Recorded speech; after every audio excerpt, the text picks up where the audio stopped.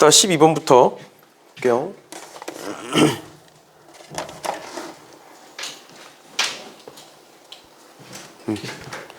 그래서 오늘 정규분포랑 뒤에 가서 이항분포의 관계까지 해서 정규분포를 끝낼 거고요.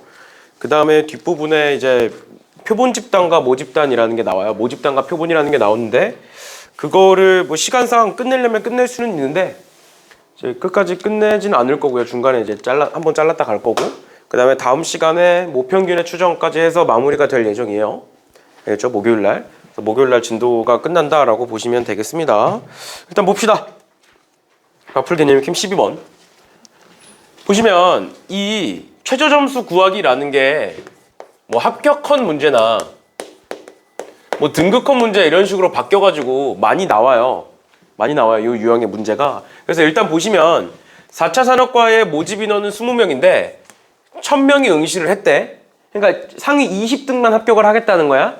그럼 그 20등에 해당하는 확률을 구해보면 몇이 되는 거야? 0.02가 되는 거죠. 1000명 중에 20명이니까. 그 다음에 두 번째로 1000명의 응시생 1000명의 성적 분포를 조사해봤더니 평균이 70점이고 표준 편차가 8점인 정규 분포를 따르더라 라는 거야. 그때에 합격하기 위한 최저 점수를 구하여라 라는 건데 그러면 일단 보시면 내가 그 점수를 응시생의 점수를 확률 변수 x라고 놓고 정규 분포를 만들어 보면 평균이 80일 거고 다시 평균이 70일 거고 표준 편차가 8인 애가 있을 거다라는 거죠.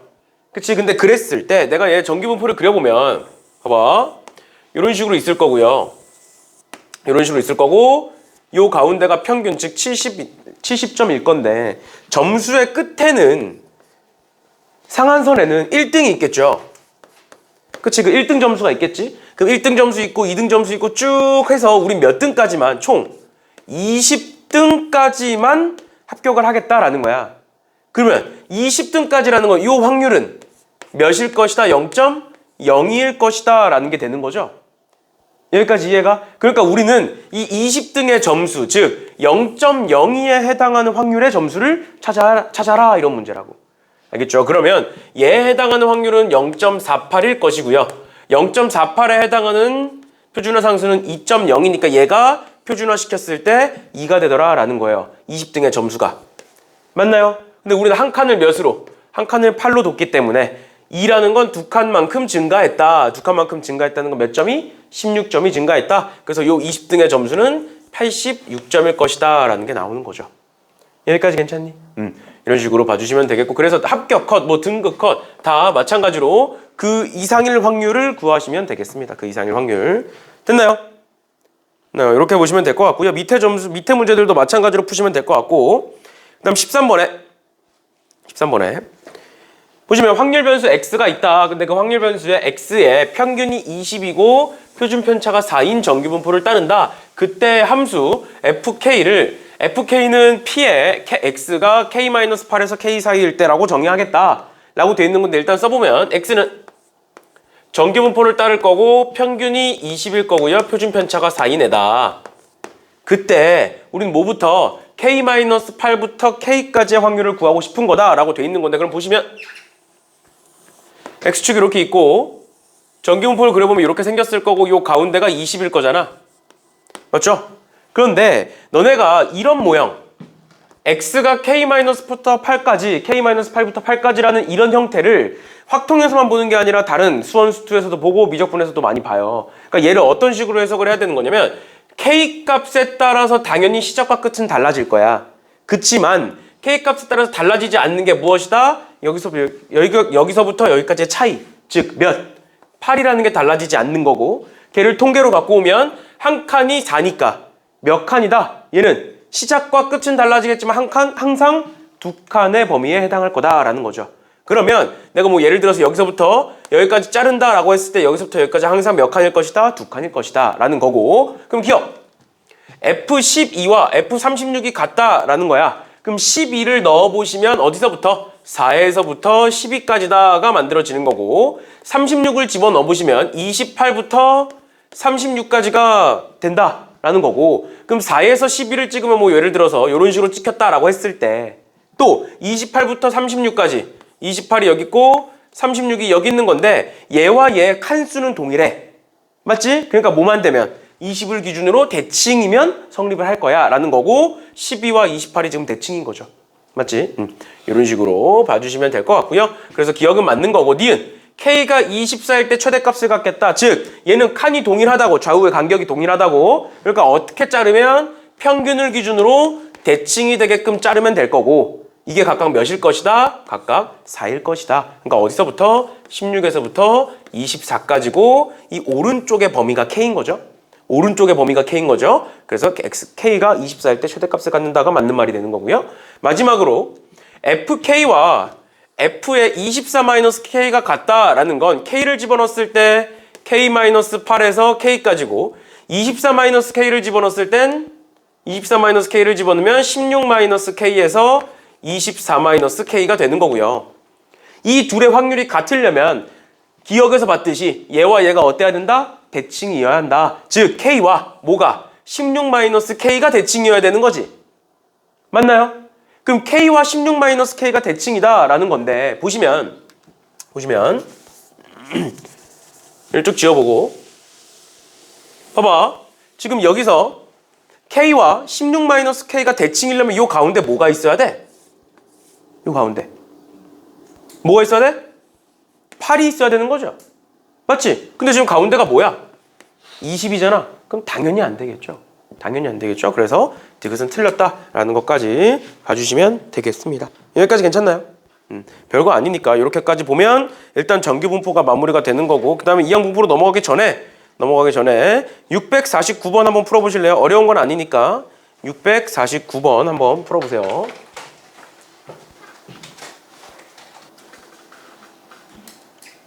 풀어보셨나요?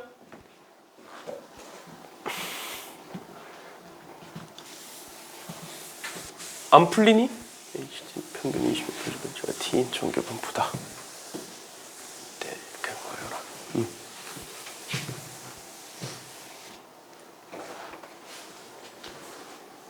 풀렸어? 괜찮아? 몇 번이 안 풀려? 기억, 니은, 디귿 중에.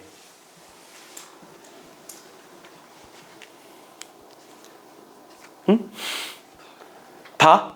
그럼 볼까요? HT라는 함수는 평균이 20이고 표준 편차인 T에 대한 정규분포를 따르는 X에서 X가 15보다 작거나 같을 확률을 HT라고 하겠대요. 그러니까 X를 적어보면 정규분포 N이고 평균이 20이고 표준 편차가 T의 제곱이다. 이렇게 돼 있는 거죠. 그치? 근데 그랬을 때 얘가 15보다 작거나 같다의 확률이니까 정규분포를 그려보면 이렇게 될 거고 그럼 여기를 이렇게 딱 잘랐을 때 여기 가운데가 20이란 소리겠죠. 그러니까 15보다 작거나 같을 확률이니까 15가 여기 있을 거고 요만큼의 확률을 얘기하는 거잖아. 그러니까 우리는 결국 뭐를 구하면 얘가 차이가 5니까 정확히는 마이너스 5니까 얘는 표준화 시켰을 때 뭐가 되는 거야? T분의 마이너스 5가 되는 거죠. 그치? 그럼 Z가 결국 뭐보다 작거나 같을 때 T분의 마이너스 5보다 작거나 같을 때의 확률을 구하여라 라는 거지. 맞죠? 맞죠? 그러면 H 2.5는 T에다가 2.5를 집어넣으면 뭐가 돼? 얘가 마이너스 2가 되겠지? 그럼 마이너스 2보다 작거나 같다와 2보다 크거나 같다의 확률은 당연히 같겠죠? 그러니까 기억이 맞는 거고요. 그 다음 니은 보시면 2와 2.5래요. 여기다 2 집어넣으시면 마이너스 2.5가 되죠?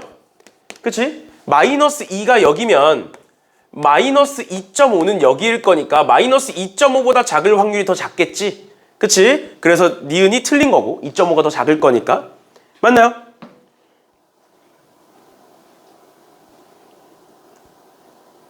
맞죠? 내가 뭐 잘못 풀었니?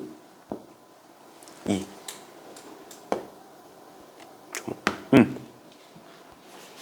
답이 3번이지? 내가 뭐 좀 잘못 썼니? 15보다 작거나 같다. 15를? 일단 계속 봅시다. 디귿에 H5는 OH2보다 작다라고 돼 있고 3번이면 니은이 맞아야 되잖아. 내가 지금 니은이 틀렸다고 하지 않았니? 마이너스 2. 아, 내가 거꾸로 썼구나.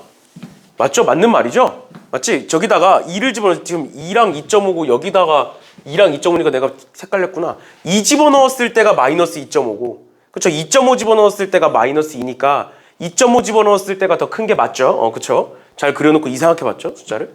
그 다음에 디귿. H5는 OH보다 작다라고 되어 있는데 H5, 5를 집어넣으시면 여기다가 5를 집어넣으면 마이너스 1이 되는 거고요. 그 다음에 2를 집어넣으면 마이너스 2.5가 되는 건데 그러니까 H5라는 거는 마이너스 1보다 작거나 같다. 즉 마이너스 1이 한 이쯤 있으면 마이너스 1보다 작거나 같다의 확률 요만큼 얘기하는 거고 그런데 지금 1에서의 표준화 상수가 확률이 0.3413이니까 작거나 같다의 확률은 0. 몇이야? 1, 5, 8, 7 이렇게 나오나요? 이렇게 나올 거고 그 다음에 얘를 집어넣으면 마이너스 2.5가 될 거고 마이너스 2.5보다 작거나 같다의 확률은 정확히 몰라. 맞지? 안 나와 있기 때문에. 근데 마이너스 2일 때가 0.477이잖아. 그럼 요만큼은 0.477에서 빼면 0.0228이고 그럼 얘의 확률은 0.028보다도 작겠지. 그치? 근데 0.0228을 넣어보시면 0.4775랑 0.028을 넣어보시면 일단 얘보다도 얘가 더 크죠? 5 곱했을 때. 근데 그것보다 작아지면 당연히 작겠지. 당연히 바뀌겠죠. 이 부등호가 이런 식으로. 그래서 디귿은 틀렸다라고 보시면 되겠습니다. 더 작아질 거니까 대입했을 때. 이렇게 보시면 될 것 같고요. 나머지 애들은 그냥 보고 넘어가시면 될 것 같고요. 그 다음 3번에 이제 이항분포와 정규분포의 관계라고 돼 있는데 얘도 문제는 뭐 굉장히 많이 있어요. 5개인가 6개인가 있는데 얘가 문제는 많은데 개념은 별게 없거든. 개념은 별게 없어요. 뭔 소리냐면 이항분포라는 게 있고 정규분포라는 게 있고 얘를 한번 분류를 해보면 이항분포라는 거는 이산확률 변수에 대한 내용이었죠. 그치? 근데 정규분포는 연속확률 변수에 대한 내용이야. 근데 이 둘의 관계를 지금 왜 따지겠느냐라는 게 뭐냐면 왜 이걸 왜 따지고 이게 무슨 관계가 있느냐를 따져보면 이산확률 변수에서 내가 이항분포에서 내가 뭔 얘기를 했었냐면 결국 이항분포는 독립시행에 대한 내용이다 라고 했어. 그럼 내가 독립시행을 가지고 예를 들어서 주사위를 가지고 1이 나오는 횟수를 보고 싶은 거야. 그럼 우리가 항상 어떻게 했냐면 확률 분포표를 그려서 여기다 X라고 쓰고 여기다 P라고 쓰고 쭉 해봤던 거야. 0번부터 쭉 써봤던 거야. 근데 얘가 너무 커. 예를 들어서 뭐 40번까지를 얘를 주사위를 40번 던질 거야. 그럼 주사위를 40번 던지면 1이 나오는 횟수가 0번부터 40번까지가 있겠죠. 그치? 그걸 가지고 어떤 특정 확률을 구하고 싶어. 특정 확률. 예를 들어서 P, X가 20일 확률을 구하고 싶은 거야. 내가 던져서. 그럼 어떻게 써 우리? 40C 20에 6분의 1의 20제곱 곱하기 6분의 5의 20제곱 이렇게 썼던 게 독립시행의 확률이었어요. PQ 해가지고. 근데 여기서 이번엔 뭘 구하고 싶냐면 평균과 분산과 표준 편차를 구하고 싶은 거야. 그래서 만들어낸 게 뭐였어? 이항분포였어. 그래서 만들어낸 게. 그래서 이항분포에서 뭐 NP, NPQ 했던 거 기억나시죠? 근데 여기서 이제 추가로 하나가 더 붙는 건데 추가로 하나가 뭐가 붙냐면 범위의 확률을 구하고 싶은 거야. 범위의 확률. 예를 들어서 P, X가 20보다 크거나 같고 뭐 35보다 작거나 같다를 구하고 싶은 거야. 그러면 어떻게 해야 돼? 이 특정 확률로 다 쪼개줘야 돼. 20일 때, 21일 때, 22일 때 다 쪼개서 35까지를 다 구하고 그걸 다 더해줬어야 돼. 여태까지는. 근데 그러기가 불가능하다라는 거죠. 그래서 만들어낸 게 이항분포와 정규분포의 관계라는 애예요. 이게 뭐냐면 이항분포, 즉 독립시행을 내가 충분히 많이 하면 보통 30번 이상 또는 40번 이상이라고 많이 얘기해요.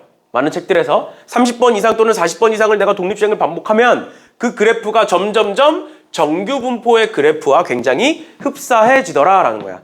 흡사해지더라. 그래서 우리는 n이 충분히 크다 라고 했을 때 어떻게 하겠다? 이항분포를 정규분포로 바꿔서 범위의 확률을 구하겠다라는 거예요.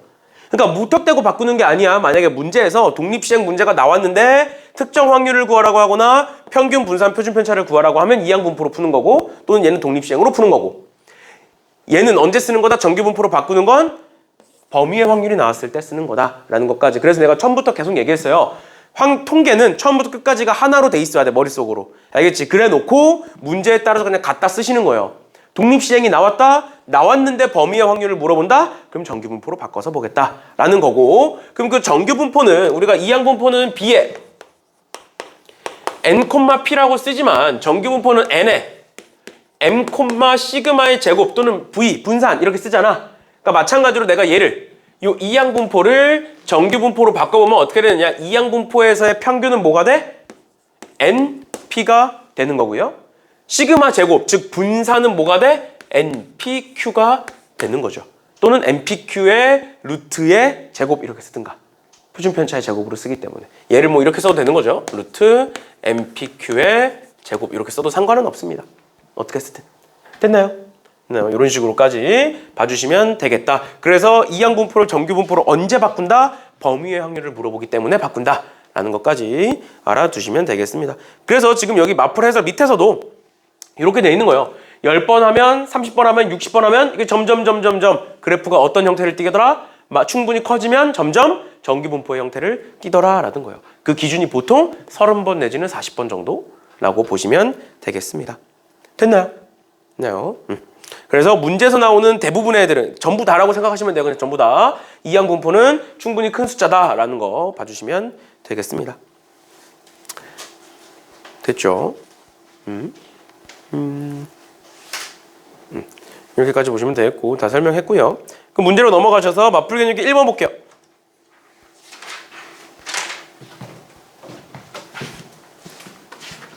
맞풀 개념기 1번에 뭐라고 되어 있냐? 확률 변수 x에 확률 질량 함수가 p는 p가 x는 r일 때 쟤라고 되어 있네요. 그럼 쟤는 딱 보자마자 이 식을 딱 보자마자 바로 정규분포 다시 독립시행인 걸 알 수가 있죠.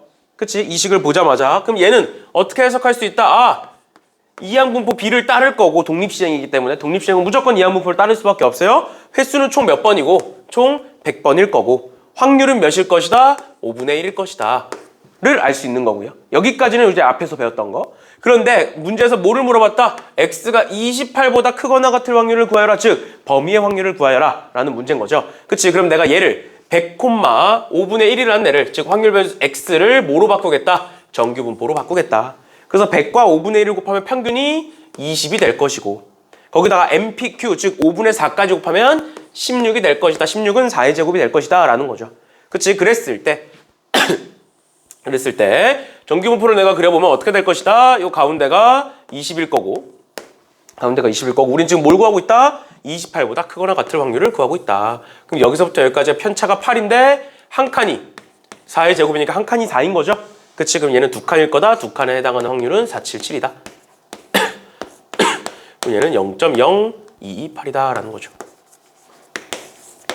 됐나요? 이런 식으로 봐주시면 되겠습니다. 간단한 거니까 이 정도 봐주시면 될 것 같고요. 그래서 아까 얘기했던 대로 바꾸는 방법만 아시면 되고 그 다음에 그 문제가 독립시행 문제다. 그리고 이항분포 문제다. 근데 범위의 확률이다. 이런 거 볼 줄만 아시면 전부 다 풀 수 있으니까 이 정도 하고 넘어가는 걸로 하고요. 그 다음에 나오는 게 맞풀 개념기 2번에 뭐라고 돼 있느냐? 뭐 재범 확률이 출소 후 재범 확률이 0.8이래요. 그랬을 때 그 종류의 범죄자 400명 중에 출소 후에 같은 범죄를 범하는 자의 수가 300명 이상일 확률을 구하래. 400명이 나갔는데 300명 이상일 확률을 구하래요. 그러니까 뭘 구하라는 거야? P, X가 즉 명수가 몇 명 이상 300명 이상일 확률을 구하라 라는 거고 결국 얘가 무슨 확률일 것이다? 범위의 확률일 것이다. 그래서 일단은 쟤는 독립시행이기 때문에 그 확률 변수 X는 독립시행 즉 이항분포 B를 따를 거고요. 그 다음에 횟수는 400번 확률은 0.8 이렇게 쓸 수 있겠죠. 그런데 내가 얘를 정규분포로 바꿔보면 어떻게 된다? 둘을 곱하시면 320명이 평균이 될 거고 근데 내가 320명 MP에다가 0.2를 곱하시면 64 즉 8의 제곱이 된다라는 거죠. 그럼 그걸 가지고 똑같이 정규분포를 그리시면 이렇게 될 거고 여기가 320명일 거고요. 그 다음에 얘가 300명 이상일 확률이니까 300 이렇게 쓸 거고 그럼 여기서부터 여기까지가 마이너스 20이죠. 그치? 그럼 그걸 8로 나누면 몇이야? 마이너스 2.5가 되겠죠? 그래서 2.5에 해당하는 확률을 써보면 0.49일 거고 우리가 얘보다 크거나 같다니까 이 전체는 무엇일 거다? 0.99일 거다라는 거예요. 됐나요?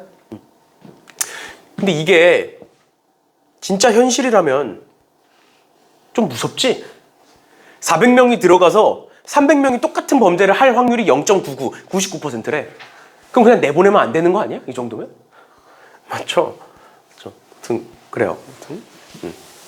그리고 오랜만에 독립시행이 나와가지고 생각난 건데 저번에 내가 독립시행하면서 석유회계 해줬던 거 기억나니?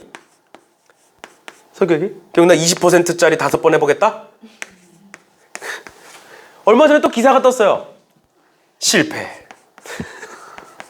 저번 주인가 기사가 나왔어요. 실패했다고. 5번 파봤는데 안 된다고. 현실 이게 안 나온다고. 뭐 이때 뭐 나오는 천연가스가 퍼센트가 너무 적어서 안 된다. 매장량이 너무 적다. 매장이 돼 있긴 한데 매장량이 적다 해가지고 이제 실패래요. 그래서 이제 파기를 하겠대요. 그거를. 근데 그러면서 했던 게, 근데 분명히 있는데 하면서 이제 다시 하겠대. 다시. 그 옆에다가 다시 하겠대요. 실제로. 그러면서 이제 실패했다고 죄송하다고 이제 나와서 이제 기자회견을 또 한 거지. 근데 기자회견 나오면서 뭐라 그러는지 알아? 그때는 작년에는 진짜 막 자신의 차 가지고 무조건 있다고. 그래서 어떤 말까지 했냐면 삼성전자 알죠? 얘가 대박이 터지면 삼성전자 시총액, 그러니까 시가총액 전체 금액의 5배가 되는 비용을 벌 수가 있대. 시가총액의 5배를 벌 수 있대요. 이게 우리가 본인들이 예상한 것처럼 성공을 하면, 실제로 대박이 터지면 그렇대요. 5배를 벌 수 있대. 그러면서 막 그렇게 얘기를 했었거든. 근데 실패했대요. 없대요. 그 정도까지. 그 정도까지 없어서 파면 팔수록 손해를 본대요. 그래서 이제 안 하겠다. 중간에 멈췄어. 끝까지 5번은 다 안 파본 것 같아. 얘기하는 거 들어보니까 5번까지 다 안 파고 한 2-3번 파봤나? 그러다가 이제 실패할 확률이 너무 높아서 이제는 처음에 20%였다가 파면 팔수록 점점 확률이 떨어지는 거지. 점점 조사를 하게 될 거니까. 그래서 이제 떨어져가지고 이제 실패하고 하겠다던 회사는 돌아갔고 집으로. 외국 회사였는데 집으로 돌아갔고 다른 외국 회사가 와서 이번엔 내가 해보겠다 하면서 옆에 파보겠대요. 근데 개도 확률이 참 미안해. 개도 확률이 20%래. 이제 개도 확률이 20%래요. 그러면서 이제 죄송하다고 나와서 기자회견을 하는데, 그러면 그 당시에는 왜 이렇게 확신에 차서 얘기를 했냐? 그랬더니 정치적인 개입이 너무 컸대. 그 사람이 나와 정치적인 개입이 커서 자기는 어쩔 수 없었다. 그러니까 떠넘기는 거죠, 사실. 자기들이 실패하고. 그렇대요. 그래서 이번에는 아니다. 이번에는 본인들이 판단해서 하는 거다. 그래서 이번엔 진짜다. 이런 식으로 이제 또 기자회견을 하더라고. 그래서 도대체 언제까지 속아줘야 되는지. 그래서 또 다시 시작하겠대요. 또 어떤 기업 이렇게 선정해가지고 뭐 왔다는 거 같던데 기사 읽어보니까 좀 그러겠대요. 참 아쉽죠. 뭐 삼성전자가 5개 생길 수 있었던 건데 뭐 어쩔 수 없죠. 아무튼 그렇대요. 근데 저게 다 이제 해서 나오는 게 그 금액인 거지. 또 거기에 파다 보면 계속 돈이 들어가야 되잖아. 인력도 들어가야 되고. 그러다 보니까 실제로 남는 돈은 그렇게 많지 않대요. 아무튼 그런 건데 아쉽죠. 뭐 됐으면 뭐 삼성전자 5개 생기고 우리나라가 좀 더 편해졌을 텐데 석유값도 좀 떨어지고 아쉽죠. 또 하겠다는데 뭐 20%에 걸어보지. 사실상 독립시행했을 때 6번 시행해서 마지막 6번째 될 확률 높잖아. 생각보다 5번 실패하고 6번째 될 확률 50% 넘어. 50% 넘어. 20%면 전부 다 20%면 6번 중에 한 번 성공할 확률은 20%가 넘어. 근데 이미 얘는 실패를 했고 얘를 다시 보니까 20%밖에 안 되는 거지. 그게 독립시행의 무서움이잖아. 이미 실패를 했고 시작하기 전에 20% 6번 파서 한 번은 나오겠다. 그 확률 50%가 넘으니까 해보겠다. 뭐 이런 식으로 얘기할 수 있는데 이미 실패했으니까 뭐 다시 20%로 돌아왔죠. 볼게요. 또 뭐 해보겠다는데 뭐 어떡해. 자, 봅시다. 왜 하필 우리가 확통 수업을 할 때 그런 독립시행이 또 매번 기사에 나오는지. 보시면 3번에 한 개의 주사위를 720번 던져서 1의 눈이 나오는 횟수를 확률 변수 x라고 할 거고 그 x가 k보다 작거나 같다라고 돼 있으니까 그 x는 이항분포를 따를 거고 그 이항분포는 총 720번 할 거고 확률은 6분의 1이겠죠. 1이 나올 확률이니까. 근데 그때 k보다 작거나 같다의 확률이 제니까 범위의 확률, 즉 얘를 정기분포로 바꿔보시면 둘의 곱이 120이고요. 내가 거기다가 6분의 5, Q를 곱하시면 몇이 돼? 100이 되나요? 100은 10의 제곱이 되는 거죠. 그치? 표준 편차가 10이라는 걸 알 수 있는 거고. 그럼 그랬을 때 0.0228보다 작거나 같다의 확률이야. 그럼 내가 또 똑같아. 정기분포를 그려보시면 정기분포를 그렸을 때 이렇게 생겼고 요 가운데가 120일 거고요. 그 다음에 K보다 작거나 같다니까 K가 여기 있겠지. 그리고 작거나 같다의 확률이 0.0228이니까 요만큼의 확률은 0.4772가 되는 거예요. 맞죠? 그럼 0.477이고 얘가 마이너스 2가 된다라는 걸 알 수 있지. 표준화 시켰을 때. 맞죠? 2에 해당하는 확률이니까. 그럼 그랬을 때 한 칸이 10이고 마이너스니까 왼쪽으로 두 칸. 즉 K는 100이다라는 걸 알 수 있죠. 됐나요? 이런 식으로 봐주시면 되겠습니다. 됐죠? 됐죠? 뭐 크게 어려운 거 아니니까 쭉쭉 넘어갑시다. 쭉 넘어갈게요. 다음 4번에 어떤 해운회사의 통계 자료에서 예약 고객 10명 중에 8명은 승선을 한대요. 그랬을 때 정원이 340명인 여객선에 예약 고객이 400명일 때 승선한 고객만으로 정원이 초과하지 않을 확률을 구하여라. 그럼 내가 저 승선한 고객을 X라고 두면 X가 뭐보다 작거나 같을 확률? 340보다 작거나 같을 확률을 구하여라 라는 문제인 거지 결국에. 맞죠? 그럼 내가 그 승선한 고객을 X라고 치면 일단 이항분포 B를 따를 거고 횟수는 400번, 확률은 0.8 이렇게 될 거고 얘를 정기분포로 바꾸면 계속 똑같죠? 322 평균일 거고 그렇지? 322 평균일 거고 여기다가 0.1을 또 곱하시면 16 즉 4의 제곱이 되겠죠. 맞나요? 그럼 그랬을 때 정기분포를 그려보시면 이런 식으로 생겼을 거고요. 요 가운데가 320일 거고 우리는 몇보다? 340보다 작거나 같을 확률을 구하고 싶다. 그럼 여기서부터 여기까지가 20이니까 우리는 한 칸이 4니까 맞죠? 나 뭐 안 틀렸지? 한 칸이 4고 여기가 20이니까 뭐가 되는 거야? 나 어디 틀렸니? 계산 틀렸니? 정훈이 340명, 약국이 400명, 0.8 곱하면 84, 32, 320 얘가 틀렸죠? 16이 아니죠? 0.2 곱하면 64죠? 그리고 얘가 8의 제곱인 거고 맞지? 이렇게 그럼 여기가 20이니까 얘가 8분의 20 즉 2.5에 해당하는 확률이겠네? 그럼 2.5에 해당하는 확률은 여기는 0.4938 일 거고 걔보다 작거나 같다의 확률이니까 0.9938 뭐 이렇게 되겠네요. 이런 식으로 봐주시면 되겠습니다. 그러면 넘어가기 전에 661번 한번 풀어보실래요? 661번.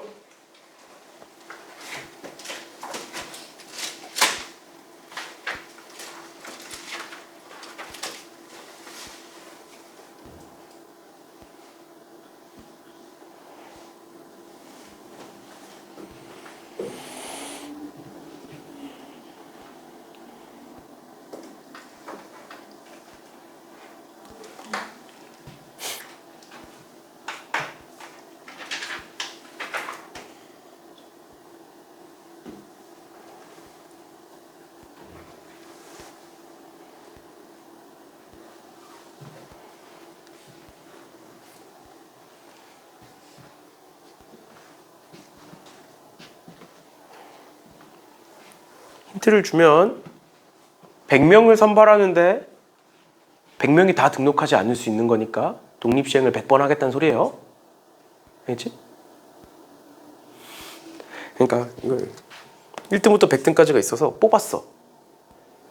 근데 예비는 그러면 100명까지 돌 수 있는 거잖아. 100번까지. 지금 예비가 도는 건 다 등록을 한다고 했으니까. 그래서 0.1의 확률로 100번 하겠다라고 보시면 되는 거예요. 독립시행을.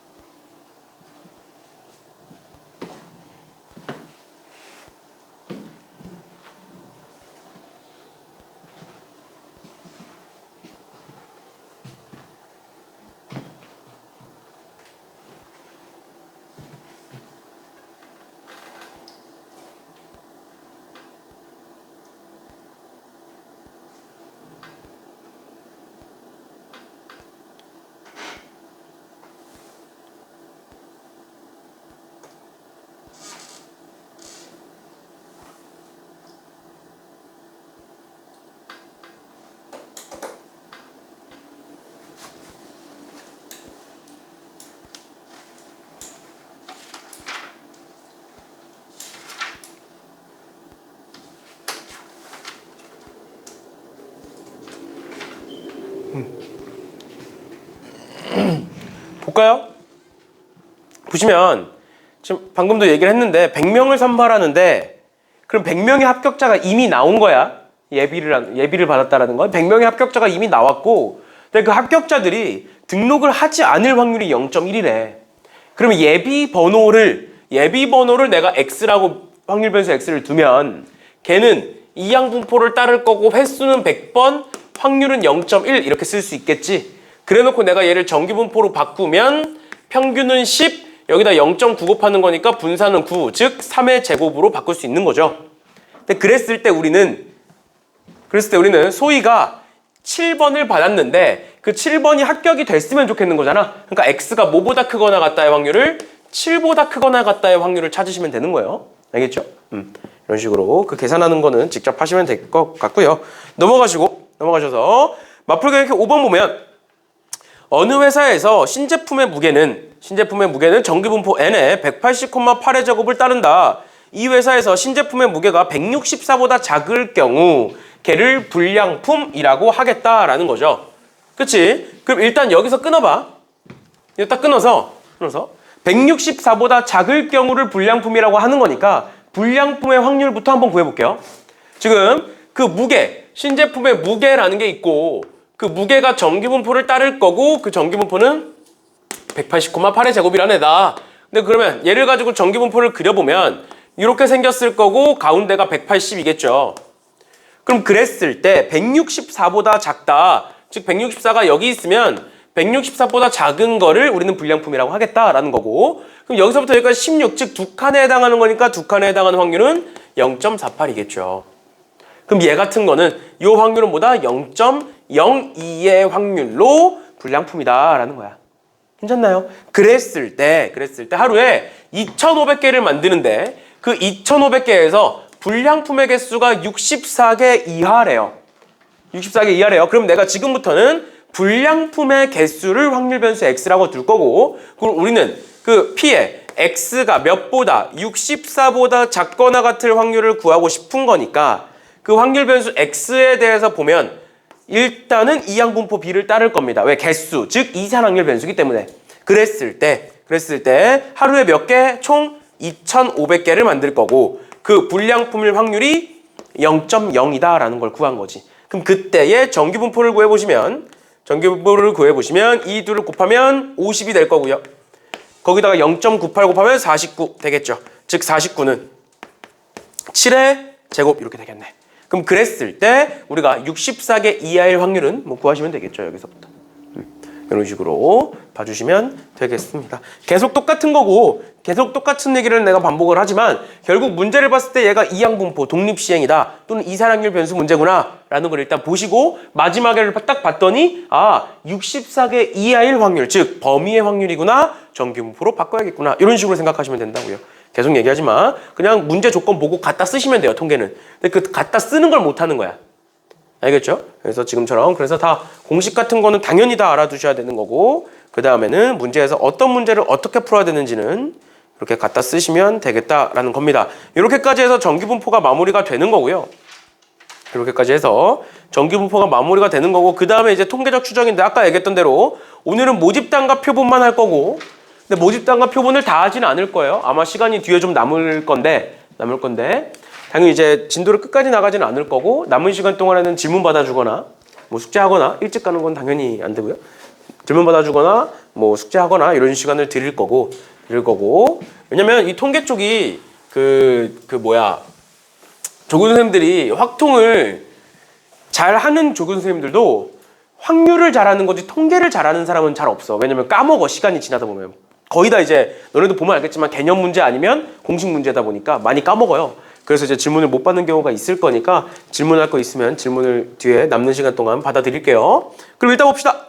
모집단과 표본이라고 나와 있는데 일단 모집단이 뭐고 표본이 뭔지부터 아셔야겠죠? 새로운 용어가 나왔으니까. 그래서 개념 설명부터 하시면 일단 내가 어떤 조사를 할 거야. 근데 그 조사의 방법이 두 가지가 있는 건데 첫 번째가 전수조사고요. 전수조사고 두 번째가 표본조사라는 애예요. 이렇게 조사의 종류가 두 가지가 있는 건데 내가 예를 들어서 이런 거야. 전수조사라는 건 전체 수를 다 조사하겠다라는 거야. 그래서 내가 그냥 뭐 광명 지역에 있는 하나의 학교를 뽑아서 예를 들어서 내가 광희고를 뽑았다고 쳐볼게.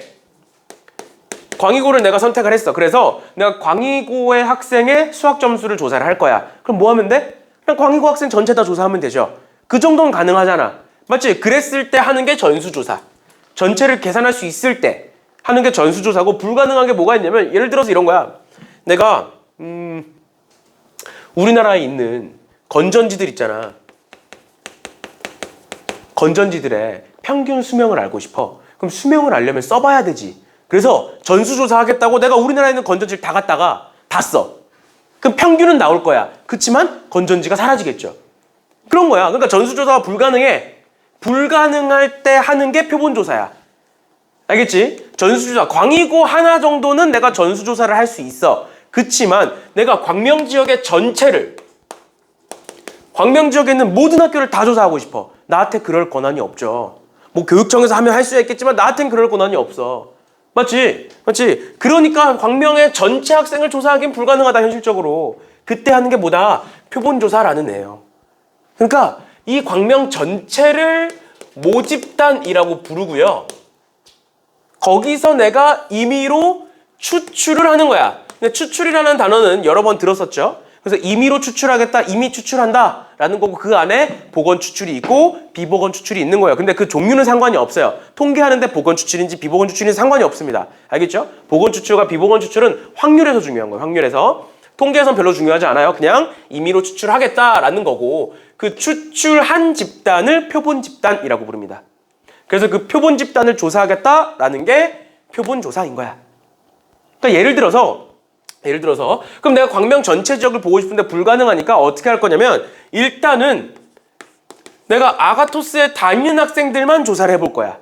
그 아가토스라는 게 표본이 되는 거죠. 그러면 그 아가토스를 다니는, 학원을 다니는 애들에 대한 평균이 있을 거고, 걔네들에 대한 분산이 있을 거고, 또 걔네들에 대한 표준 편차가 존재하겠지.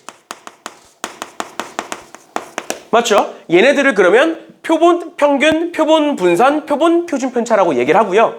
전체 모집단에 대한, 이 광명지역 전체에 대한 평균이 있을 거고, 분산이 있을 거고, 표준 편차가 있을 거잖아. 걔네들을 앞으로 모평균, 모분산, 모표준 편차라고 얘기를 해요. 그러니까 용어 정리한 거예요, 용어. 그러면 얘네들을 기호로 어떻게 쓰느냐? 표본 평균은 X바라고 쓰고요. 분산은 S제곱이라고 쓰고, 표본 표준 편차는 S 이렇게 씁니다. 그런데 우리가 결국 통계적 추정에서 중요하게 봐야 되는 게 요 표본 평균이라는 애예요. 여기까지 괜찮나요? 여기까지 괜찮아? 여기까지 그냥 용어 설명한 거야. 그러면 여기서 모집단과 표본에서 뭐가 중요하냐? 일단 기본적으로 전수조사를 하고 싶은데 못해서 표본조사를 하는 거잖아. 그럼 내가 표본조사를 했어. 그럼 그 표본조사를 가지고 전체가 어떻게 될지를 추정을 하는 거죠, 결국에. 맞나요? 그러니까 예를 들어서 우리 뭐 선거철 되면 한창 여론조사 많이 하죠. 요즘도 여론조사 엄청 하잖아. 여론조사가 대표적인 표본조사의 예신 거야. 그러니까 내가 여론조사, 그러니까 선거를 누가 득표를 얼마나 할지를 보고 싶어. 그런데 그거는 원래 전수조사로 하는 거죠. 전체 국민들이 다 투표를 하는 거니까. 근데 내가 여론조사 하겠다고 전체 투표를 돌릴 수는 없잖아. 맞지? 그러다 보니까 표본조사를 하는 거야. 예를 들어서 각 지역별로 100명씩 뽑는 거야. 그걸 가지고 이제 득표를 따지는 거예요. 그게 여론조사 하는 방법이거든. 그러니까 그런 식인 거야. 그런 식인 건데 보시면 그래서 그걸 가지고 이제 전수조사로 추정을 하는 거죠. 추정을 하는 건데, 방금 얘기했던 것처럼 우리가 그 추정, 통계적 추정 단원에서는 표본 평균이 중요한 거야. 그래서 표본 평균과 지금부터 모집단의 모평균을 비교를 해볼 건데, 보시면 이게 개념이 조금 복잡하다 보니까 단편적인 예시를 내가 하나 들어드릴게요. 아가토스가 한 10년 뒤에 엄청 커진 거야. 아가토스 엄청 커진 거야. 그래서 막 학원을 더 만들어가지고 총 4개가 만들어졌다라고 쳐볼게. 4개 쳐볼게. 그래서 일단 뭐 하안관 있을 거고, 철산관 있을 거고, 저기 뭐 광명동에도 생기고, 뭐 일직동에도 생겼다라고 쳐볼게요. 이렇게 4개가 생겼어. 4개가 생겼어. 그리고 학생 수는 일정하다라고 볼게요. 일단은 계산하기 편하게 학생 수는 얘네들이 전부 다 200명씩 있는 거야. 전부 다 200명씩 이렇게 있는 상황이다라고 했을 때, 원장님이 나한테 아가토스 전체 평균을 내봐라고 한 거지. 즉 아가토스가 뭐가 되는 거야? 모집단이 되는 거야? 괜찮아? 모집단이 되는 거야. 근데 내가 그러면 이 4개를 다 돌아다니면서 200명을 다 조사할 수는 없잖아. 다 조사할 수는 없잖아. 그래서 원장님이 나한테 그걸 해봐 라고 시켜서 내가 각 학원에다가 전화를 하는 거야. 그 안에 있는, 그 하안관에 있는, 뭐 철산관에 있는 그 안에 있는 학생들을 따로따로 조사를 해달라 라고 하는 거야. 즉 뭐가 되는 거야? 얘네들 하나하나는 각각이 표본들이 되는 거예요. 그리고 명수는 200명이지. 그치? 그러니까 내가 전체 모집단에서 각각의 200명씩을 뽑았다라고 생각을 하는 거야. 그리고 그 200명을 표본의 크기 n이라고 얘기를 합니다. 이 200명을 표본의 크기 n이라고 얘기를 해요. 그러면 이 하안관에서 조사한 애들에 대한 평균이 있겠지. 그거를 표본 평균이라고 얘기를 하고 그거를 기호로 이렇게 쓸게요. 표본 평균에 대한 x바에 대한 하안관 이렇게. 그럼 또 여기서 조사한 x바가 있을 거고 여기도 마찬가지고요. 여기도 마찬가지인 거야. 여기까지 괜찮나요? 여기까지 괜찮아? 그러면 잘 봐. 우리는 지금 이 모집단과 표본 집단에 대한 걸 비교를 해보고 싶은 건데 정확히는 모집단의 모평균과 표본 집단의 표본 평균을 비교를 해보고 싶은 건데 모평균 m과 이 표본 평균은 같을까요? 다를까요? 같을까? 다를까? 같을 수도 있고 다를 수도 있죠. 정확히는 다를 확률이 더 높겠지. 예를 들어서 하안관에 잘하는 애들이 많이 모였어. 그럼 당연히 높을 거고 못하는 애들이 모였으면 당연히 낮겠죠.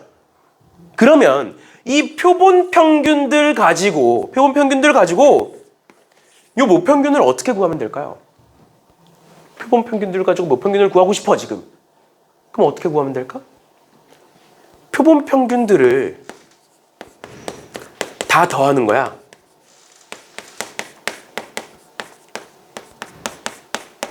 그 다음 내가 얘를 4로 나눠. 이게 뭐 하겠다는 거야? 이게 지금 뭐 하겠다는 거니? 표본 평균에 대한 평균을 내리겠다는 거거든? 그렇게 되면 얘와 얘는 어떨까? 같아지는 거죠. 내가 전체를 조사하고 싶은데 그게 현실상 불가능하니까 각각 200명씩 추출을 해서 쉽게 말하면 전체 집단 모집단에서 200명씩 추출을 해서 각각을 다 한 거야. 그 다음에 그거에 대한 평균을 내릴 거야. 그러면 당연히 모집단과 같아질 수밖에 없는 거예요. 일단 첫 번째, 뭐다? 표본 평균의 평균은 모평균과 같아질 것이다. 그 다음 두 번째를 볼 건데 뭐냐면 표본 평균의 분산과 전체 분산을 한번 비교를 해볼 거야. 모분산과 표본 평균의 분산을 비교를 해볼 건데 그럼 일단 기본적으로 너네가 이해해야 되는 게 뭐가 있냐면 둘 중에 누가 클까요? 기본적으로. 당연히 전체 모분산과 표본 평균의 분산은 당연히 다를 거야. 맞죠? 얘 같은 경우에는 다 했을 때 똑같지만 얘는 지금 변수 자체가 달라지는 거니까 당연히 다를 거야. 그럼 누가 클까요? 기본적으로. 전체의 분산이 클까? 표본 평균의 분산이 클까? 이해를 하셔야 돼요. 얘는. 그래야 공식이 잘 외워져. 그러니까 뭔 소리냐면 전체의 분산, 즉 전체 집단에서 볼게. 그러면 수학 점수가 0점부터 100점까지 쭉 있겠죠. 분산이 크다는 건 많이 퍼져 있다는 소리지. 봐봐. 전체 x라는 변수, 수학 점수라는 변수는 0에서부터 100까지 쫙 퍼져 있을 거야. 사실 이제 0점이 없었으면 좋겠지만 없겠지만 그럼 일단은 가정을 하는 거니까 0점부터 100점까지 쭉 퍼져 있을 거야. 근데 요 표본 평균이라는 분산은 다시 표본 평균이라는 n은 0점이 있을 수 있을까요? 내가 여기서 표본을 뽑았어. 조사를 했어. 평균이 0점이겠냐고. 아니겠죠. 그러니까 얘와 얘는 다를 거야. 근데 엄청난 차이가 날까? 아니죠. 그러니까 표본 평균들을 조사를 했을 때 차이가 클 수도 있고 작을 수도 있어. 근데 전체 점수만큼이겠냐고. 아닐 거라고요. 편차가. 그러니까 둘 중 누가 커? 얘가 클 수밖에 없는 거야. 당연히. 그래서 모분산을 가지고 표본 평균의 분산을 구할 때 어떻게 하냐면 내가 얘를 n으로 나눠요. n이 뭐였어? 표본의 크기였어. 그래서 n으로 나누면 표본 평균의 분산이 돼요. 당연히 표준 편차 뭐 하면 돼? 여기다가 전체에다가 루트를 씌우시면 돼요. 즉 시그마. 얘가 지금 뭔가 카메라 밖으로 나갈 것 같은데 괜찮구나. 시그마의 x바 표본 평균의 평균은 다시 표본 평균의 표준 편차는 뭐와 같을 것이다? 루트 n분의 모 표준 편차와 같을 것이다 라는 건데, 이게 왜 n으로 나누는지는 모르셔도 됩니다. 똑같아요. 그렇게 되더라 라는 거야. 뭔 소리냐면 사실 이거를 직접 다 계산하기가 굉장히 힘들어요. 왜냐면 지금은 내가 단편적인 예시로 그냥 얘네들을 4개로 나눠놨잖아. 근데 봐봐, 모집단이 총 800명이야. 내가 그 중에 표본의 크기를 200명으로 해가지고 뽑을 거야. 그럼 꼭 한관에서만 뽑을 필요는 없잖아. 현실적으로 봤을 때, 실제 문제로 봤을 때는. 지금은 너네 이해를 돕기 위해서 예시를 들어드린 거고, 200명을 뽑을 때 800명 중에 200명을 아무렇게나 막 뽑아도 되잖아. 그럼 내가 200명을 뽑을 수 있는 가지수가 몇 개겠니? 이거겠죠? 뭔 소리냐? 이걸 현실적으로 계산할 수 있냐고. 이게 표본의 개수야. 얘는 표본의 크기고 표본의 개수야. 그러면 표본 평균은 몇 개 있어? 이 개수만큼 있어. 표본의 개수만큼 표본 평균이 존재하겠죠? 그치? 그거에 대한 분산 어떻게 해? 이제는 또 심장이 두근거려. 왜? 제곱의 평균을 구해야 돼. 제곱의 평균을 구해야 돼. 그러니까 그런 식으로 현실적으로 불가능해. 근데 그걸 해봤다라는 거야. 해봤다라는 거야. 얘를 미지수로 설정을 해서. 그랬더니 뭐가 되더라? n으로 나누는 게 되더라라는 거예요. 괜찮나요? 이런 식으로까지. 그래서 저 공식만 알아두시면 되고 현실적으로 불가능합니다. 불가능해요. 쟤는 일단 단편적인 예시로 그냥 딱 4등분을 해서 보여드린 거고, 이해를 돕기 위해서. 그래서 일단은 기본적으로 저렇게까지. 그래서 정리하면 마지막으로 문제 풀 때 필요한 거는 표본 평균의 평균은 모평균과 일치한다. 두 번째, 표본 평균의 분산은 모분산을 표본의 크기로 나누면 된다 라는 거고, 표본 평균의 표준 편차는 루트 n으로 나누면 된다 라는 거예요. 이렇게까지 보시면 지금 문제에 나와 있는, 지금 책에 나와 있는 모든 개념들을 설명을 해드린 거고요. 해드린 거고. 그러면 넘어가셔서 문제로 볼게요. 문제로.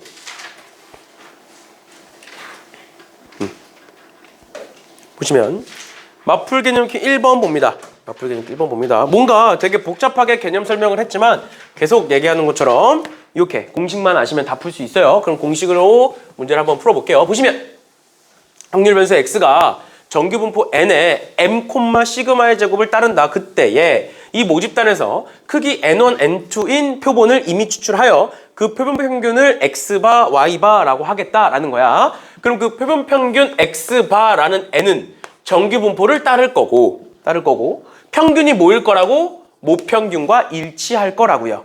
맞나요? 그 다음에 표준 편차는 원래 시그마인데 지금 내가 몇만큼 n1만큼 빼낸 거니까 루트 n1 분의 시그마가 표준 편차가 될 거고, 그의 제곱을 이렇게 쓰겠죠. 여기까지 괜찮니? 괜찮아? 표준 편차는 루트 n으로 나누면 되고 분산은 그냥 n으로 나누시면 돼요. 알겠죠? 그 다음 두 번째, y바라는 n은 똑같이 정규분포를 따를 거고 평균은 m으로 일치할 거고 분모는 루트 n2 분의 시그마의 제곱, 이렇게 쓸 수 있겠죠. 여기까지 괜찮니? 그랬을 때 그 그래프가 이렇게 생겼더라 라는 거야. 그럼 첫 번째로 요 가운데 평균이 10으로 일치하죠. 그치? 그럼 요 평균이 뭐일 거야? 모평균일 거야. 그러니까 기억은 맞는 말이고요. 그 다음 니은 디귿을 한 번에 그냥 볼 건데, 보시면 fx와 gx 중에 누가 더 분산이 클까? 누가 더 퍼져 있을까요? fx가 더 퍼져 있죠? 그 말은 fx의 분산이 gx의 분산보다 더 크다라는 거지. 그럼 각각을 제곱해서 계산을 해보시면 n1 분의 시그마가 뭐보다 n2 분의 시그마보다 더 크다라는 걸 의미하는 거고, 그럼 얘를 정리하면 결국 뭐가? n1이 n2보다 작다라는 게 만들어지는 거죠. 됐나요? 이런 식으로 해서 디귿도 봐주시면 되겠습니다. 됐나요? 이렇게까지 보시면 문제가 풀리는 거고요. 그래서 넘어가기 전에 705번 한번 풀어보실래요? 705번 풀 수 있으면은 방금 개념이 다 이해되신 거니까 705번 한번 풀어보세요.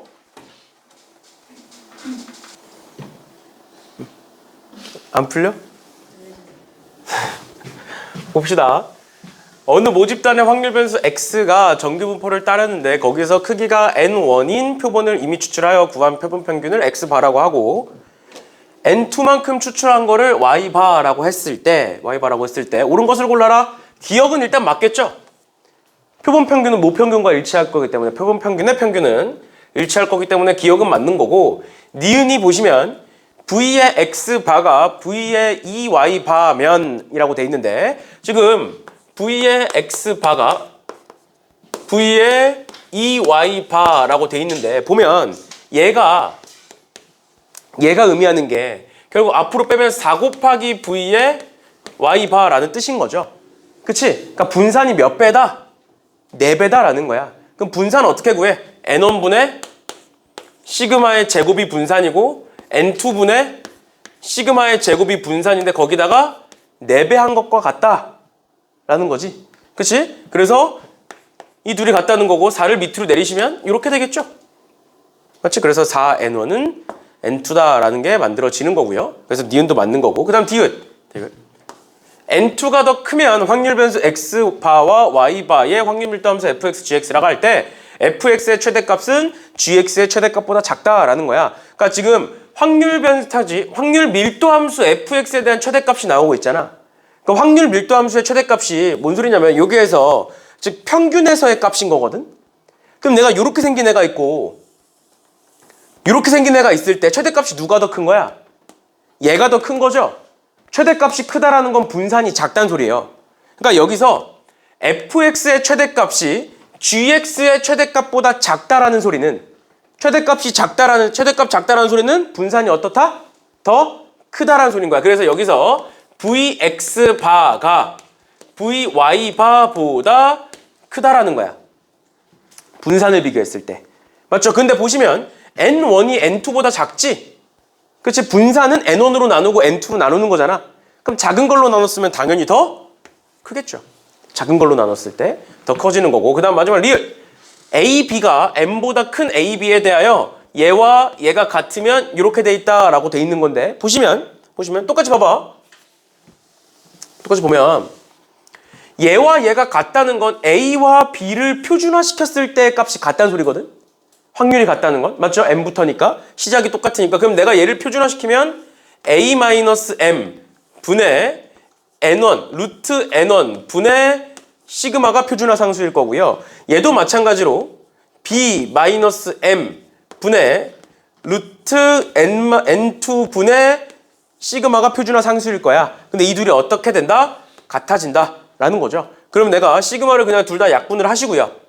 둘 다 약분을 하시고 얘를 넘기고 뭐 얘를 넘겨서 계산하셔도 되고 지금 계산하셔도 되고 그 다음에 얘를 의미로만 보셔도 돼요. 뭔 소리냐면 봐봐.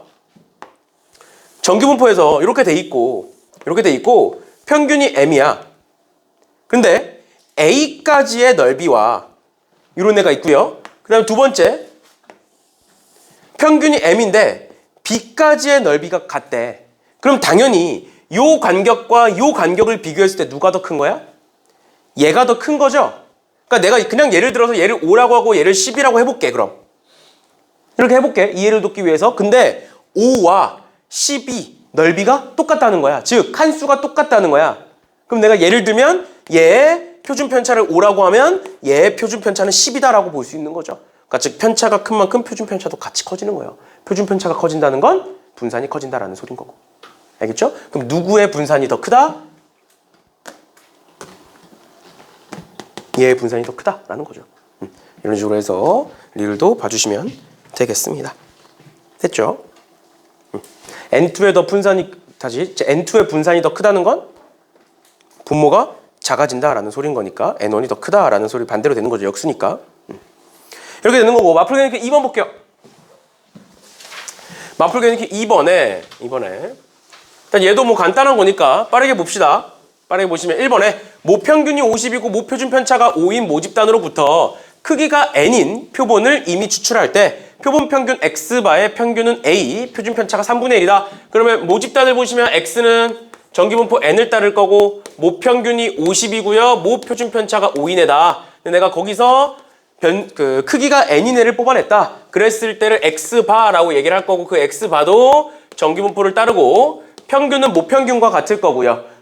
모표준 편차에다가 루트 n으로 나눴을 때가 표본의 표준 편차겠죠. 표본 평균의 표준 편차. 됐나요? 그때의 평균이 a고 A고 그때의 표준 편차가 3분의 1이다 라고 돼 있는 거니까 이렇게 보시면 되겠죠? 그래서 얘는 뭐 A는 50이다가 바로 나오는 거고요. 얘 같은 경우에 루트 N은 15다가 만들어질 거니까 N은 15의 제곱이겠죠.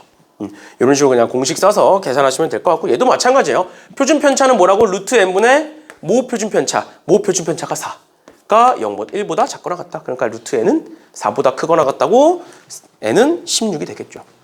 이런 식으로 그냥 공식 써서 계산만 해주시면 되겠습니다. 넘어갑니다. 그 다음에 마플 경기 3번 볼게요.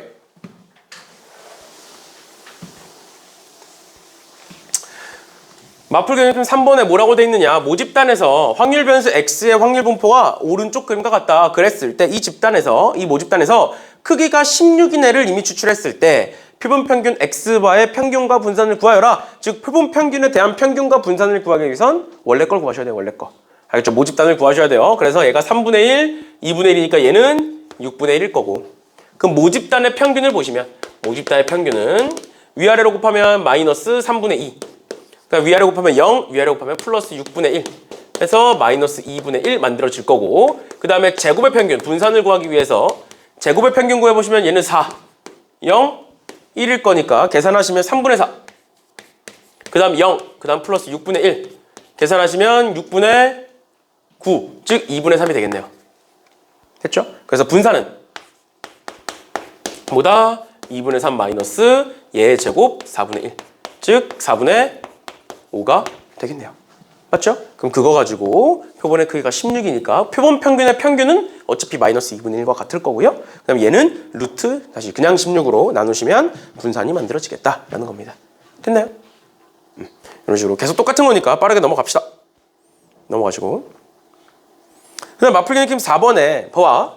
주머니 속에 1, 1, 2, 2, 3, 3이 각각 적혀있는 7개의 공이 있는 거야. 그랬을 때 내가 3개를 뽑아서 그거의 평균을 구했을 때를 X바라고 얘기를 하겠대요. 근데 그 X바의 평균과 분산을 각각 구하여라. 즉 모집단에서를 구할 건데 잘 봐.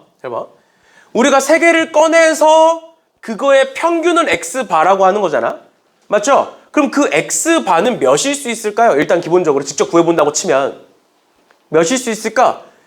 1, 1, 2를 뽑으면 합이 4고 3으로 나누는 거니까 3분의 4 뭐 이렇게 될 수 있지. 또 1, 2, 2를 뽑으면 뭐 3분의 5 이런 식으로 쭉 가서 몇 가지 가능하겠어? 2, 3, 3을 뽑으면 3분의 8 이렇게 쓸 수 있나요? 그래서 그때의 각각 확률들을 각각 다 구하고 그걸 위아래를 곱해서 평균 구하고 뭐 분산 구하고 해도 되는데 그게 쉽지 않다는 거야. 할 수는 있는데. 그래서 내가 얘를 모평균과 모분산으로 구할 건데 모집단의 평균과 분산을 구하기 위해서 얘는 이산확률 변수니까 확률 분포표를 그리겠죠. 근데 위에를 X라고 하고 밑을 P라고 하겠지. 맞죠? 그러면 그 X, 변수가 될 수 있는 X는 1, 2, 3일 거고요. 1의 확률은 7분의 2인 거고 2의 확률은 7분의 3인 거고 3의 확률은 7분의 2가 되는 거죠. 이런 식으로. 맞니? 이런 집단이 있다라는 거야. 그 중에 내가 몇 개를 3개를 이미 추출하겠다라고 보시는 거예요. 3개를 이미 추출하겠다. 이렇게 생긴 집단에서. 괜찮나요? 그럼 그랬을 때 뭐 이렇게 곱하시고 평균 구하시고 그 다음 제곱의 평균 구하셔서 분산 구해서 계산해 주시면 되겠습니다. 됐나요? 그래서 이렇게 이산확률 변수일 때 뭐를 그려서 확률 분포표를 그려서 계산해 주시는 문제다라는 거. 거기에 그냥 모집단과 표본이라는 개념이 추가된 것뿐이다 라는 것까지. 그래서 문제풀이 방법은 똑같아요. 앞에서 봤던 거랑. 이 정도 봐주시면 되겠습니다. 됐나요? 이렇게까지 봐주시면 될 것 같고요. 그 다음에 마플 개념 5번 볼게요.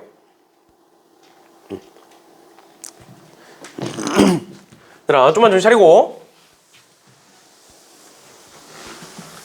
주말 동안 푹 쉬었잖아. 아니야? 할 수 있어. 사람은 쉽게 죽지 않아요. 걱정 마세요. 사람이 쉽게 죽었으면 내가 제일 먼저 죽었을 거야. 걱정하지 마. 안 죽어요 쉽게. 그 다음 그 수특 샀니? 이번 주에 사. 이번 주에 사세요 다. 그럼 봅시다. 5번. 운전면허증을 소지한 사람이 지난 10년간 교통법규를 위반한 건수는 평균 5건이고 표준 편차가 1건이래요. 근데 그때 이 도시에서 임의로 100명을 추출한 다음에 거기에서 평균이 4.85 이상 5.2 이하일 확률을 구하여라 라는 거야. 그러면 볼게요. 그 위반한 건수를 내가 X라고 두면 그 X는 정규분포를 따를 것이고 평균이 5고 표준 편차가 1인 애를 따를 거고요. 그 다음에 내가 임의로 100명을 추출했대. 내가 100명을 추출했어. N은 100명이야. 그랬을 때의 평균을 표본평균이라고 하고 그 표본평균은 똑같이 평균이 5일 것이고 분산은 몇일 것이다? 얘를 100으로 나누면 100분의 1, 즉 0.1의 제곱이 되겠죠. 100분의 1은 뭐 10분의 1의 제곱이라고 쓰셔도 상관없는 거고요. 그랬을 때 우리는 뭘 구하겠다? 정규분포를 그려놓고 요 가운데를 내가 5라고 찍을 거고 얘가 4.85에서 어디까지? 5.2까지를 구하겠다라는 거죠. 그럼 4.85라는 건 여기서부터 여기까지가 0.15죠? 근데 우리 한 칸이 0.1이니까 얘는 몇 칸? 1.5칸. 즉 0.4332가 될 거고요. 그 다음에 여기서부터 여기까지는 0.2죠? 우리는 한 칸이 0.1이니까 몇 칸? 2칸. 즉 0.4772가 될 거다. 그래서 이 둘을 더한 게 답이다. 이렇게 봐주시면 되겠습니다. 됐나요? 이런 식으로 보시면 될 것 같고요. 그 다음에 뭐 밑에 문제에서도 뭐 크게 어려운 거는 없어 보여서 넘어가는 걸로 하고요.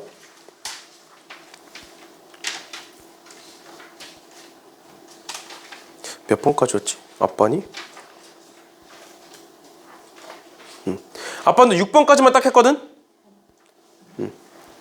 6번까지만 딱 했거든? 그래서 6번까지만 딱 합시다. 앞반이랑 진도 맞춰서. 끝날 때는 진도를 좀 맞춰서 하려고. 그 다음에 우리 다음 주부터 그래서 새롭게 교재를 줄 거고 목요일날 줄 거예요. 이번 주 목요일날. 그리고 숙제를 월요일까지 해오시면 돼요. 그 교재에 대한 숙제를. 우리 책에 대한 숙제는 목요일날 어차피 진도가 많이 안 남았어. 그래서 목요일날 좀 일찍 끝내주면 하면 되니까 당일에 하면 그 숙제도 얼마 없어요. 몇 문제밖에 한 8문제인가밖에 안 돼요. 숙제도 얼마 안 되니까 그렇게 줄 거고 내가 아까 문제 수를 살짝 보니까 원순열이랑 중복순열이 다 해서 61문제고요. 그 다음에 같은 것이 있는 순열이 한 50문제 정도 되더라고. 그래서 얘를 풀어오시면 돼요. 목요일날 내가 주면서 한 번 더 얘기할게. 이 61문제 풀어오시면 되고 쉬운 문제가 40문제, 어려운 문제가 20문제 정도예요. 40대 20 정도야. 근데 쉬운 문제가 워낙 완전 쉬운 문제는 없고요. 그러니까 완전 개념 문제라고 할 수 있는 건 한두 개? 완전 개념 문제 한두 개? 밖에 없고 나머지는 이제 모의고사 3점짜리 내지는 4점짜리 중에 쉬운 것들 40문제에 해당하는. 그러니까 20문제는 4점짜리에서 한 중간 난이도에서 어려운 문제까지 4점짜리 중에서도 쉽게 풀리는 문제가 꽤 많아. 그 정도라고 보시면 돼요. 그래서 풀어 오셔야 수업을 진행을 할 수가 있고요. 수업은 일단 첫 번째로는 이 앞부분. 이 앞부분을 모른다는 건 사실 개념적으로 조금 빈 부분이 있다는 거니까 이 앞부분에 대해서 질문을 받으면서 개념 설명 간단하게 같이 할 거고 그다음에 그거 끝나면 이 뒷문제에 대해서 질문을 받고 문제를 풀어 드릴 거예요. 근데 그게 가능하려면 풀어와야 돼. 안 풀어오면 안 돼. 알겠죠? 그래서 다음 주부터는 숙제가 안 되시거나 하시는 분들은 일찍 불러서 그냥 강제로 시키거나 아니면 우리 금요일날 어차피 수특 풀기로 했는데 수특을 내가 필수는 아니라고 했죠. 선택사항이라고 얘기했잖아. 근데 그 사람은 필수예요. 그래서 와서 수특을 푸는 게 아니라 숙제를 하시면 돼요. 알겠죠? 숙제가 밀리면 진행을 할 수가 없어. 알겠지? 나중에 우리 3월 달에 자이스토리 풀 때도 마찬가지야. 자이스토리에 있는 문제를 다 풀어주는 건 아무런 의미가 없어요. 너네도 알잖아. 다 풀면 아는 문제도 풀어야 되고 뭐 풀었던 문제 또 풀어야 되고 그 다음에 결정적으로 모르는 문제인데 내가 풀어주면 뭔가 본인 스스로 안다 생각해. 그리고 나오면 틀리죠. 그런 거니까 꼭 풀어보셔야 돼요, 미리. 그래서 그런 식으로 계속 진행이 될 거예요. 자이스토리도 마찬가지로. 뭐 당연히 문제가 부족하거나 하면 이제 더 뽑아 드릴 거고 문제 수는 그때 맞춰서 할 건데 일단은 그 정도 보시면 되겠습니다. 그래서 목요일날 교재를 드릴게요. 목요일날 교재를 드릴 거고 뽑아놓기는 다 뽑아놨어요.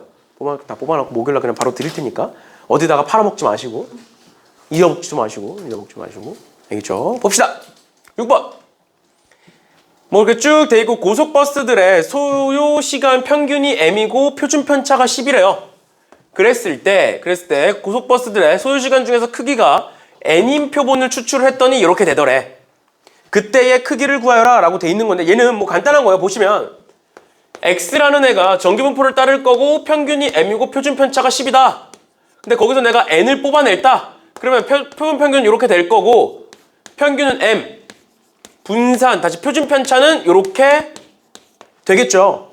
그러니까 가운데를 기준으로 보는 건데 지금 뭐야? 가운데를 기준으로 5만큼 빼고 5만큼 더한 거잖아.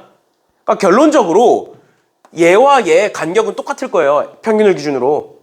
맞지? 평균이 m이니까. 그럼 내가 얘를 반으로 나누면 0.9544를 반으로 나누면 0.4772가 될 거고 4772가 될 거고 예를 들어서 이렇게 그려보면 이렇게 돼 있고 m이 있고 여기가 m-5가 있고 여기 m+5가 있다 이 말이야. 그러니까 어차피 이 둘이 같을 거니까 여기가 0.4772고 여기가 결국 표준화 시켰을 때 뭐가 될 것이다? 2가 될 것이다 라는 거죠. 맞죠? 그런데 여기서부터 여기까지의 간격이 몇이고 편차가 5고 그게 두 칸인 거니까 이 표준 편차는 2분의 5일 것이다 라는 거죠. 그래서 루트 n은 4고 n은 16이다 이렇게 구할 수 있는 거죠. 됐나요? 네, 이런 식으로 봐주시면 되겠습니다. 일단은 진도를 맞춰야 되니까 일단 오늘은 여기까지 하는 걸로 하고요. 아까 얘기했듯이 질문 있으면 질문하시고 없으시면 문제 푸시고 그다음에 다음 시간에 끝난다라는 것까지 알아두시면 되겠습니다.